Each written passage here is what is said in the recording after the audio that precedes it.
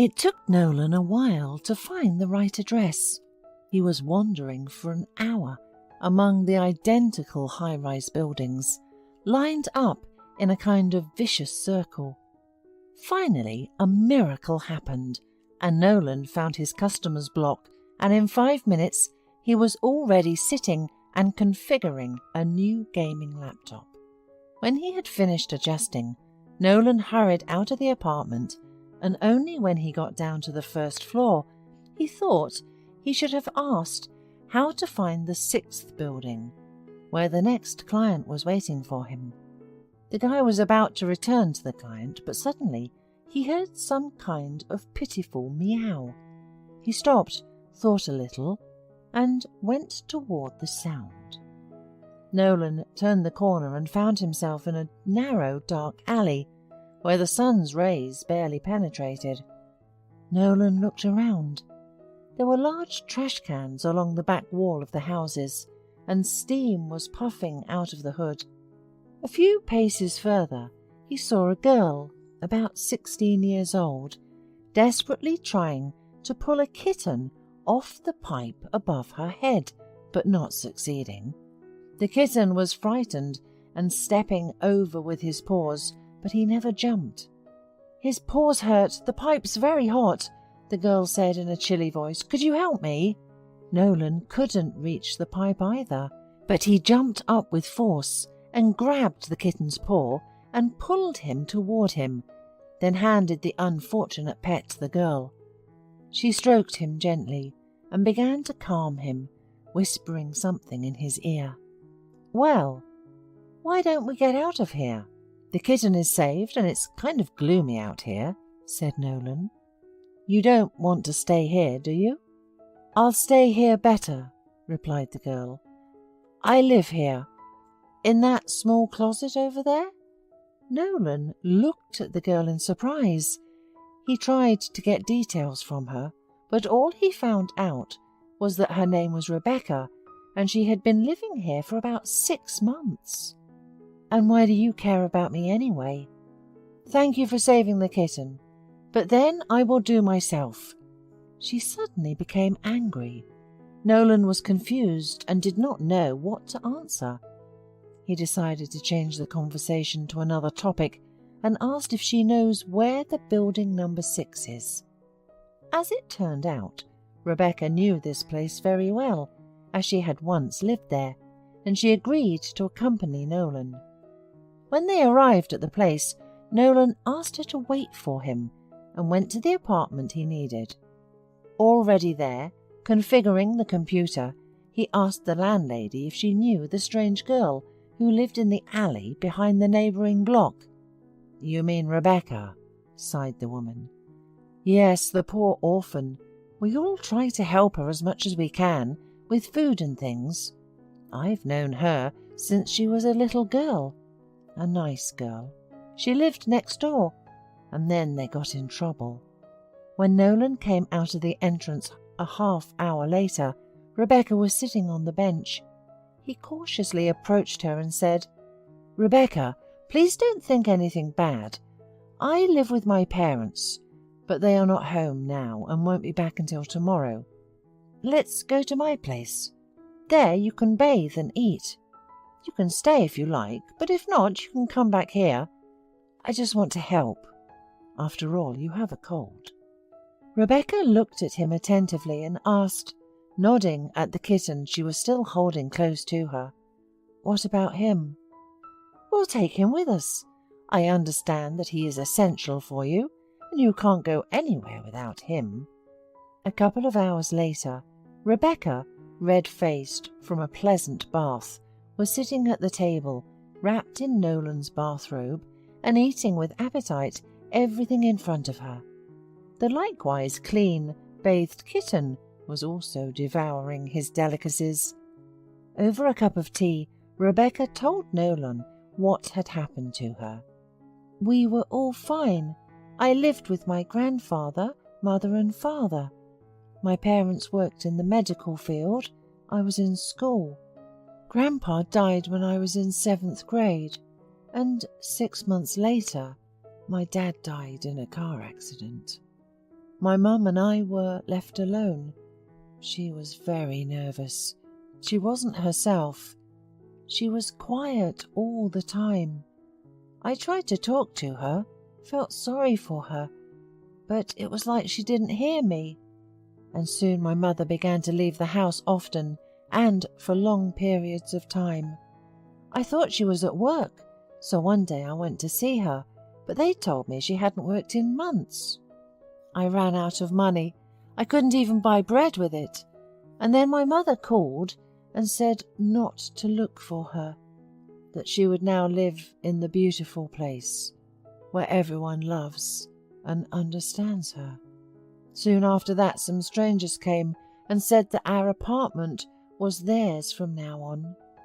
They showed some papers signed by my mum, and the neighbours said that she probably got into some bad organisation. Now I think so too. I lived with a neighbour, but she had a large family, and I did not want to embarrass them. So since then I have been living almost on the street.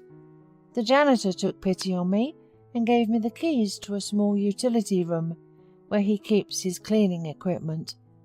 There I sleep. My textbooks and things lay there. Nolan made a bed for Rebecca in his room, and he made his bed in the living room.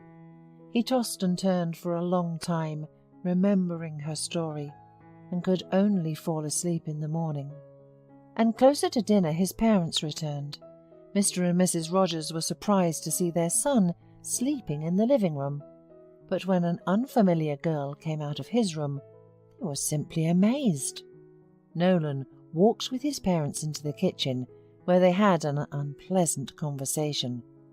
The parents did not appreciate their son's noble impulse and demanded that Rebecca leave their house immediately. "Are you out of your mind?" resented Mrs. Rogers. "What if she's contagious or a thief? I don't even want to hear about her staying at our house." The father was of the same opinion, and Nolan, realizing that it was useless to persuade them, went to Rebecca. She had already changed into her clothes and was standing with a kitten in her arms. "I have heard everything. They're right, I have to leave. I do not belong here. Thank you very much for being so kind to me." "All right, let's go," he answered, and taking something from the table, he stepped resolutely toward the door. "But you're not going back on the street again?" Hearing the sound of the front door slamming, Mr. and Mrs. Rogers came out of the kitchen, but there was no one else in the house with them. Nolan quickly found a cosy little room for Rebecca through an ad, and introduced her as his sister to the landlady. He paid for several months in advance and bought the girl all the necessary things, food and medicine. Rebecca was stunned and tried to refuse, but Nolan was adamant. Only in the evening the young man returned home. His parents, who were angry about his actions, welcomed him quietly. They had had time to discuss what had happened, and both came to the conclusion that their son had to be married immediately, so that all these foolish things go out of his head. "Nolan, you have such prospects. You're doing well in business, and suddenly you do such a rash thing. You brought a homeless girl to our house. What about Kelly? Have you changed your mind about marrying her yet?" "Actually, I never intended to marry her," Nolan said wearily. "You made that up for yourself." "But she's such a nice girl, and from a decent family, not like your Rebecca." Nolan didn't listen any further and went off to his room.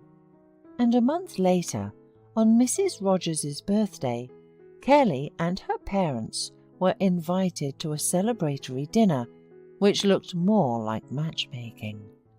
But Nolan pretended not to notice anything. Even when Kelly asked to see her off, making obvious hints, he simply said goodbye to her at the door of her apartment and returned home. Then they met more than once at their parents' joint events, but all the time Nolan thought only of Rebecca. Nolan liked to spend time with Rebecca. She had recently enrolled in a massage class, and when he visited her, she happily told him about her first successes. The girl became very close to her landlady, and practicing her skills on her, she quickly rid the woman of many years of back problems. In her turn, the landlady taught her how to manage the household properly, and she also brought her girlfriends to her for massages. As time went on, one evening, Kelly asked Nolan to inspect her laptop. He arrived and was very surprised at the girl's appearance. She met him in a transparent negligee that barely concealed her. Kelly rushed to him, wrapped her arms around his neck, and confessed her love. "Nolan, why are you avoiding me? I've been in love with you for a long time. We're adults, and you're acting like a schoolboy." "Kelly," sighed Nolan, pulling back, "you're very nice, really, but I am in love with another woman, and we're getting married soon." "With whom? With that homeless girl?" "Come on," shouted Kelly suddenly. "It won't work out. I was at her place today, and I told her that you're with her out of pity, and you and I are in love. Understand, your parents will never accept someone like her." Kelly did not have time to finish her sentence, for Nolan jumped out of the apartment and rushed down the stairs. He was afraid he wouldn't make it in time, but luckily Rebecca was home. He rushed to her and hugged her tightly. "Rebecca, my love," he whispered. "I was so afraid you would leave." "I wanted to, but I couldn't," replied Rebecca, and pressed herself even tighter against Nolan's chest. "I love you so much." They were married a month later.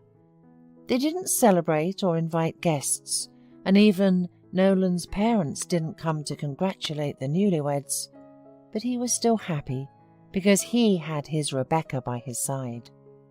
Another year passed. Rebecca went to college to become a chiropractor, and Nolan's business was blooming. One day, his father called him and told him that his mother had become quite ill.